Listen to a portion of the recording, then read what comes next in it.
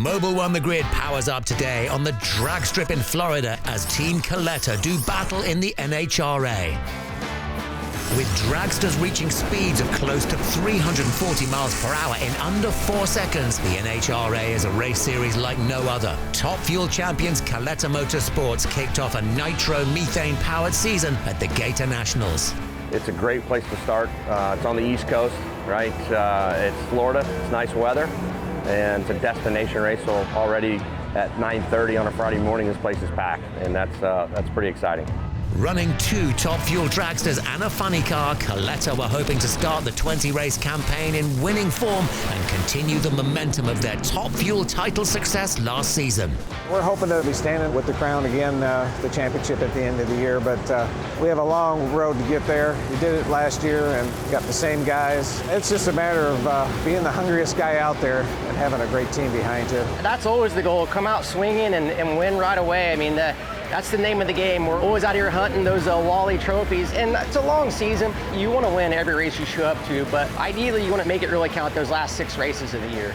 I think there's, 10, 11 good teams, quality teams that have a chance to win a race at any time. So it'll be a fight to the finish for sure. We've taken the Sean Langdon car and made it identical to Doug's car, right? We tested well in the beginning of the season, made some really, really good runs. We've made some changes with JR's car as well, try to get it back in the winner's circle more than just one time a year. So I think we're well prepared for 2024. Preparation is key in the NHRA.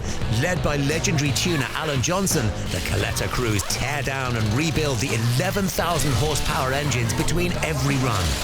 For those that haven't seen the crew work on the car, it's like organized chaos. 7 or 8 guys just running around this thing, and they'll come back after run and tackle it, tear the engine apart, rip the clutch out of it, put it all back together and fire it up within 40 minutes or so. In order to completely disassemble your engine, put a new clutch on it, reassemble it, start it, and be ready to run, your team has to be well instructed, well versed, well practiced, and that's what it takes to win a championship. Typically we'll run 2 qualifying runs and we'll be out here all day. Really, with our car, is the consistency, each guy putting it together and doing their job exactly the same. So Alan and Max Savage, they can tune that thing and understand that everything's going to be the same, and that's really important for what we do out here.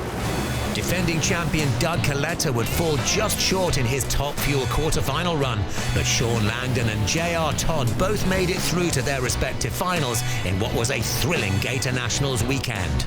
TV doesn't do our sport any justice. Funny cars are like the dirtiest, nastiest kind of drag car there is out here. It makes 11, 12,000 plus horsepower. The driver sits behind the engine. You got the clutch in between your feet.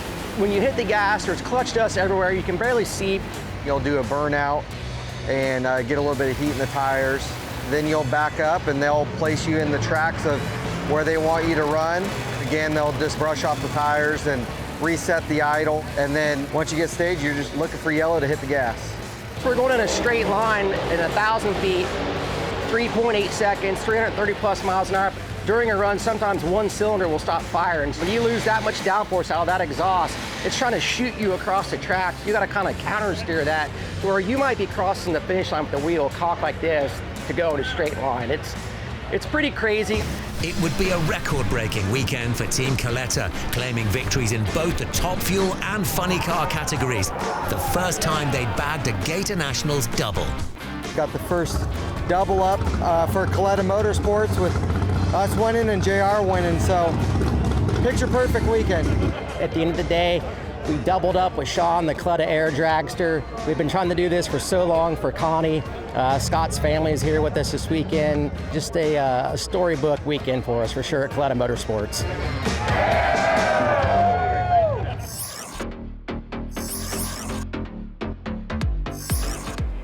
Max Verstappen leads the way in the 2024 Formula One Championship, and the month of May means Monaco, and the most iconic race in the sport.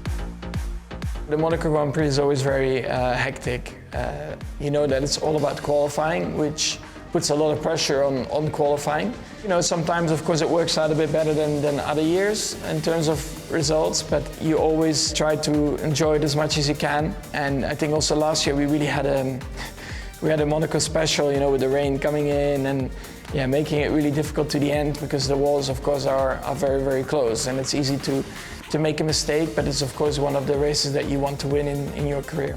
Monaco is an anomaly on the F1 circuit. 3.34 kilometres around the streets of the Principality, with no runoffs and no room for error. Last season, Verstappen won the race from pole after setting the fastest time in all 3 qualifying sessions. Monaco is very difficult to say that you did the perfect lap. At least from my side, I felt like I never did the perfect lap. But a few perfect corners maybe, but not the whole lap. It's just very tough. You get into qualifying, it almost feels like you have to go over 100% in terms of what you think is possible. To really get the lap time out of it, you really have to push yourself to extreme limits in terms of clipping a barrier here and there. It makes it very exciting. Also because you know that your qualifying result is so important, because you can't normally pass around there. So yeah, all that just puts a bit more pressure on it, you know, to really try and get the most out of it in qualifying. Oracle Red Bull Racing have 7 victories in the Principality, including the last 3.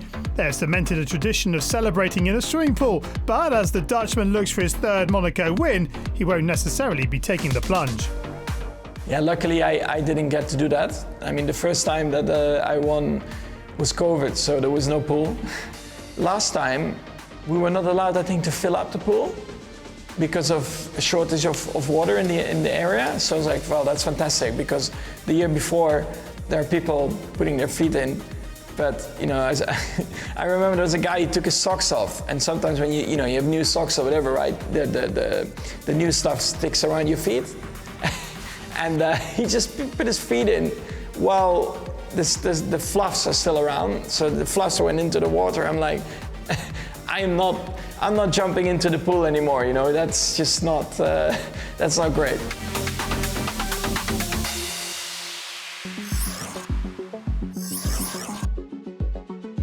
Success in the IMSA Championship depends on performance both behind the wheel and in pit lane. Running 2 cars in the series, GTD Pro champions Vasser Sullivan Lexus Racing employ a unique ethos in their pursuit of victory. If you look very carefully around our guys, their laptops, our chief mechanic at the moment just underwent ankle surgery. So he's in a knee scooter, and you'll see the acronym on his knee scooter, and it's LNTC. It stands for Leave Nothing to Chance. When you're building our race car, leave nothing to chance. When you're putting the strategy together, leave nothing to chance, right? It's really all-encompassing and overarching for what we do when we attack a racetrack. Owners Jimmy Vasser and James Sully Sullivan have introduced a special philosophy to inspire the team to better performance. We call it the Kaizen, which is Japanese for constant betterment and constant improvement. Of course, there's some things that you do that you can't really do any better next time, but it's then about understanding what you did that made it work so well. And that's kind of come from the culture of Lexus, but it's also deep in the history of TRD. Kaizen is something that we have learned and adopted from our partners at TRD in Japan, and that's our second North Star, LNTC and Kaizen. It's self-policing. All of us can Kaizen anything. When you get into the difference between a champion and a 2nd or 3rd place organization, it becomes very hard. But continuous and consistent improvement in our processes, you can apply to the entire organization. The IMSA champions needed that mindset when they arrived at the Mobil 112 Hours of Sebring, having begun the season with neither of their cars finishing the Rolex 24 at Daytona. For the Rolex 24, our Vasser Sullivan Lexus Racing team, we had a bit of a rough ride, to be honest. Mike Conway sadly was just in the wrong place at the wrong time, got caught up on an incident, was out of his hands, and completely destroyed the front end of our car. Most teams would have just packed up after that incident, but not the 14 guys, and not here at Lexus Racing and Vasser Sullivan. They said, let's fix it, let's get it back out for points. They got as many laps back as they could, and then they saved it for another day. On the 12 side, it's a rough go when you race for 23 hours and then have the problem that we did, but the boys didn't hesitate. I went to the shop 3 days after Daytona. They already had this 12 car completely back together and ready to go test again. The turnaround from the challenges of Daytona to putting the 14 car on pole at Sebring was another success that the whole team got to share in the garage. So we have a success wall, and it is all of our successes from the inception of the program until now. So our poles, our wins, but the one thing that you notice about it is that the fans never see it. It points inwards. The whole concept of it is that we're human beings, right? We're not robots, which means we have emotions. So that anytime you need a reminder, pole, win, championship, it's there. It's a really special part of our chemistry. And we really had to put that to use between the Rolex after a 2 DNF and here, and I would like to say that it worked. The success continued into the race at Sebring. It was victory for the number 14 car. That put the team's GTD Pro title defense back on track and took Lexus to the top of the manufacturer's standings. There's not an individual here that I don't feel's at the top of their game, and as a driver it makes you give that little bit more out on the track, whether it's just that last lap dive for a win or whatever. You just know that that's going to influence everyone back in the paddock and back over the pit wall to work that bit harder the next time you go to the track. So you know, that's excellent to be a part of, and one of the reasons I love being on this Vasser Sullivan Lexus racing team.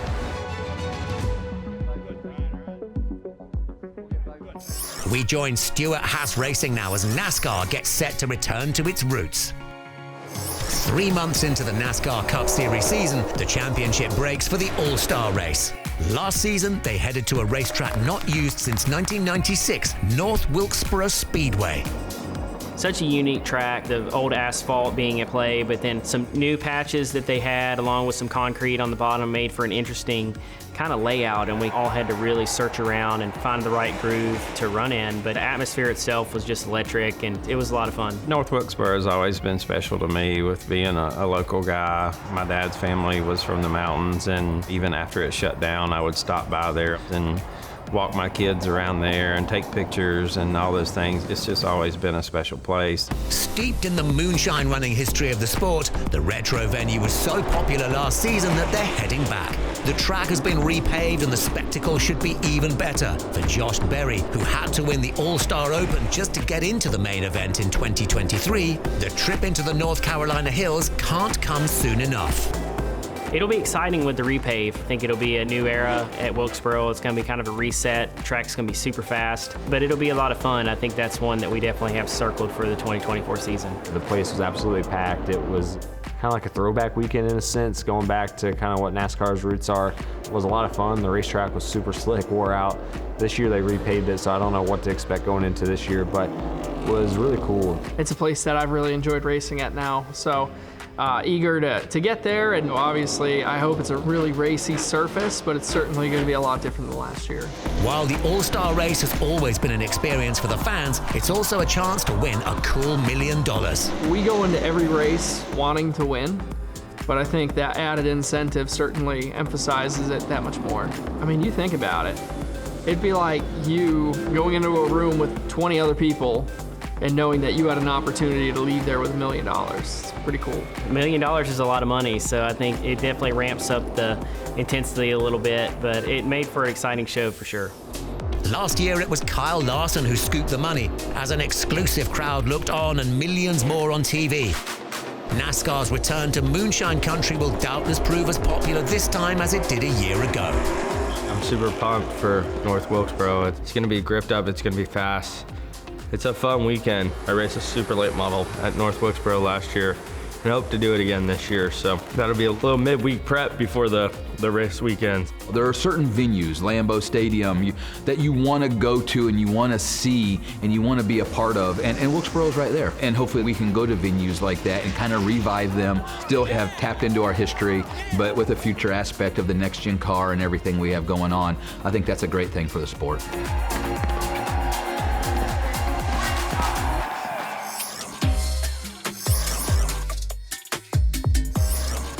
Last time we caught up with Jade Avedisian as she took on an ice race in Aspen, Colorado. But her day job is down the mountain on the dirt tracks, where she is Queen of the Dirt Midgets and Xtreme Outlaw Series champion.